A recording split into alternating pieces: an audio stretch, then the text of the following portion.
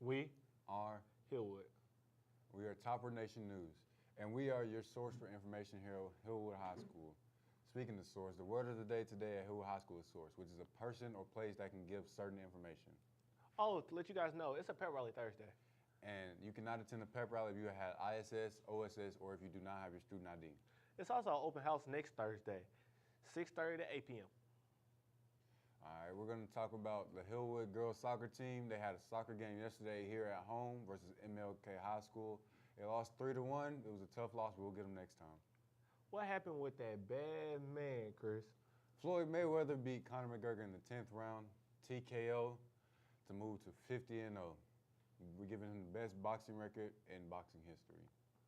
He would also just beat Portland last Friday, 15-13. Go Topper, boys. Hillwood football team has a game here this Thursday at home. We play Hunters Lane High School. I'm sure it'll be a good game. Hopefully we pull out the W. Oh yeah, let's talk about Kyrie Irving trade. I mean, I think that he made the best move for him. He wanted to be a leader on his team. He wanted to get away from all the distractions he said they were in Cleveland. So he demanded a trade to the Boston Celtics. Kyrie shouldn't have left because he's not going to beat LeBron. He's not going to go to the finals if LeBron is in the Eastern Conference as well. Even if he does manage to beat LeBron, he still doesn't have the good enough team to beat anybody in the Western Conference. I mean, I think it's going to be a strong battle, and I can't wait to see it. Next, we're going to give you a couple things of information about what's going on in Houston with Hurricane Harvey. Putting you now at the early morning hours. Southeast of Houston, a rain gouge at Mary's Creek at a winding road has picked up at 49.32 inches of rain. Harvey and the Weather Service said they have broke a record of 48 inches of water. So what's that going to do for us in Tennessee? I guess we'll find out tonight on News Channel 2. Amounts now. So let's watch the track once again, and we're talking about what's going to happen to Middle Tennessee. Stopping you now at the early morning hours of Thursday morning, and as you see some of the rain starting to push northward, well out ahead of it. And then as we head into Friday, we're seeing the more rain pushing into Middle Tennessee, especially our southern and southwestern counties. And there we are Saturday at 1 a.m., got the center of circulation, which is just going to be a tropical depression at that point, right near Nashville. And then very quickly by Sunday, getting on towards the east. So Sunday we may begin to dry back out again, maybe even late Saturdays. We're seeing it right now. But how much rain? I showed you that scale just a moment ago, but let's show you some more specifics. And again, this is just a model, but the good news is this system's going to move quicker for us. This is 6:30 p.m. Thursday after we've gotten the rain coming up from the south. It's trying to show about an inch. Some areas maybe up to 2 inches then, but again, we stretched this out over a couple of days. That's 6:30 Friday. Nashville approaching 2 inches, some 2-inch amounts in certain parts of our viewing area, and then we could even be getting up to 3 in some of our southern counties there by 7 o'clock Saturday evening. So we are going to get a decent amount of rain for sure, but the storm moving more quickly. Thank you for that, WKRN2. So next we're going to talk about the missile that North Korea has launched over Japan.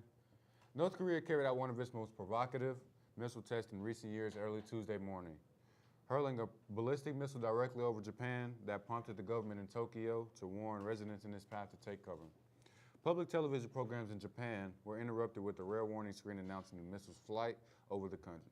Several bullet train lines were temporarily halted, and the government spoke of the missile, only the third Korean projectile to fly over the country since 1998, in unusually dire terms. Trump has just relayed a message that all options are on the table right now regarding the circumstances in North Korea. So how do you feel we should, as the United States, take action to the missile launch by North Korea?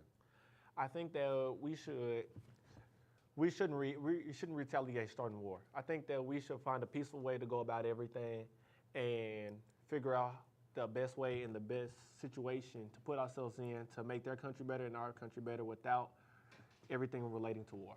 But how do you make peace with a country that's not trying to settle the problems peacefully? Because they said they would launch missiles, and now we see that they're not afraid to launch missiles. But we also have destroyers in the Pacific, so I think that if they try, we'll shoot it right down. So I think that we should just try to make peace the best we can, because I mean that's the only way. All right, we'll see. Now, on to Ethan and Wyatt for entertainment news. My name's Ethan Fineth. And I'm Wyatt Huffaker. And today we have some news for you regarding Dwayne "The Rock" Johnson.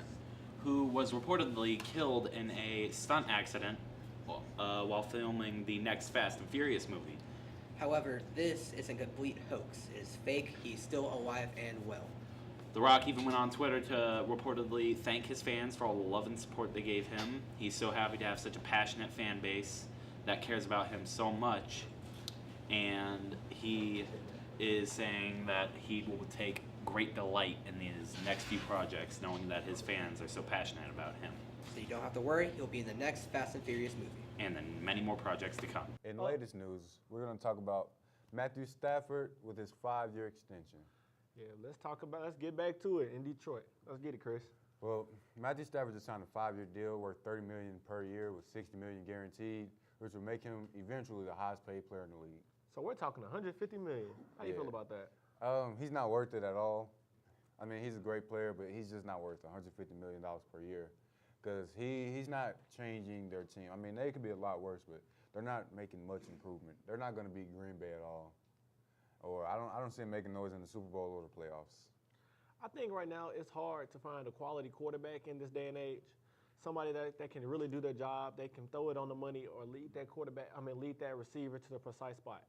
I think that you have to have a quarterback that's also a leader in the locker room. It's not always about what the production is because when guys really want to play with that guy, really want to be in the locker room with that guy, I think that's the person you want on your team. I think that's the person you want leading your team out in the battle every night.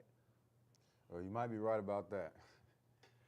Lastly, we would like to thank WKRN2 for making this all happen, giving us all this equipment so we can make this news show for you and give you all the information here at school. And we'll be watching you tonight.